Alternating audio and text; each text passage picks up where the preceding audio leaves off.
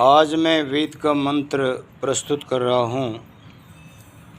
अथर्ववेद के इस मंत्र में मनुष्य की सर्वांगीण उन्नति का उपदेश दिया गया है, जिससे मनुष्य इसलोक और परलोक की उन्नति कर सके। यहाँ भी उसका जीवन सुखमय आनंदमय रहे और मृत्यु के उपरांत अगला जीवन भी उसका सुख और आनंदमय हो। दिवं चरोह पृथिवीं चरोह राष्ट्रं चरोह द्रविणं चरोह प्रजां चरोह अमृतं चरोह रोहितेन तन्वं संस्पृशस्व।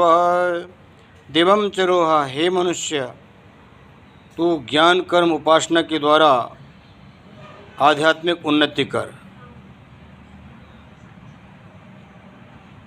पृथ्वीं चरोह, हे मनुष्य, तू शारीरिक उन्नति कर, सदाचार और उचित खान पान के द्वारा दीर्घ आयुशाली हो, जिससे धर्मार्थ काम और मोक्ष की प्राप्ति कर सके। राष्ट्रम चरोहा, हे मनुष्य, तू राष्ट्र की भी उन्नति कर और तन मन धन से राष्ट्र के लिए जीवन को समर्पित कर,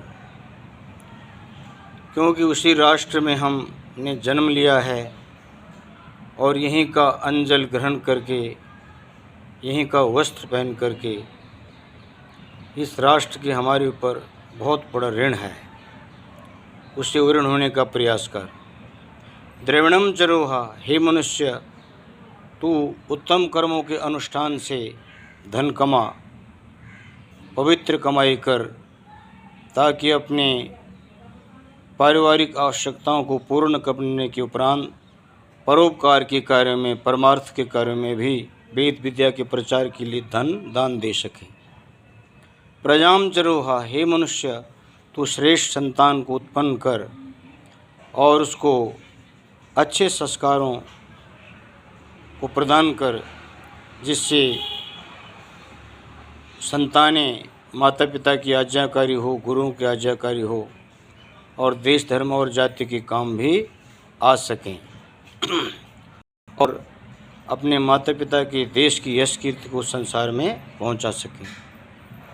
अमृतम चरोहा, हे मनुष्य, तू मोक्ष के लिए भी उन्नति कर, अर्थात संसार में सब प्रकार की कृत्यों को दीर्घायु को भोगने के बाद, सब उत्तम कर्मों के अनुष्ठान के बाद जन्म मरण के चक्कर से छूटने के लिए भी उपाय कर। तो प्रस्तुत अथर्ववेद का मंत्र बहुत महत्वपूर्ण है। अथर्व शब्द का अर्थ होता है जिससे आदमी कांपे ना, अर्थात जन्म मरण के चक्कर से, दुखों से छूट जाए। और अथर्व वेद का अभिप्राय है भी, ये भी अभिप्राय है विज्ञान कांड, विशेष प्रकार का ज्ञान।